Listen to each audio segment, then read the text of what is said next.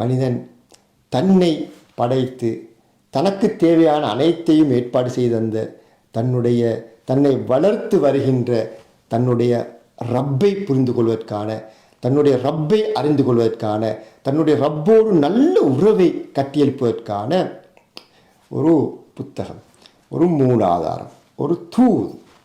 இதனை விட என்ன தேவைப்படுகின்றது? ஒரு மனிதன் தன்னுடைய ரப்பை தெரிந்து கொள்ளாத போது அவனுடைய உள்ளம் கலக்கத்திற்கு உள்ளாகின்றது. நாங்கள் சாதாரண ஒரு அழகிய உதாரணமாக, இலகுவான ஒரு உதாரணத்தை கூறுவதாக இருந்தால், ஒரு மனிதனுக்கு தன்னுடைய பெற்றோர் தெரியாத நிலை இருக்குமாக இருந்தால், தன்னுடைய தாய் யார் என்று தெரியாது, தன்னுடைய தந்தை யார் என்று தெரியாது என்ற நிலை இருக்குமாக இருந்தால், அந்த சிறுவன், அந்த குழந்தை என்ன பாடுபடும்? அந்த உள்ளத்தில் எவ்வளவு பெரியதொரு பாரத்தை சுமந்து கொண்டிருக்கும். இது அதனையும் தாண்டியது.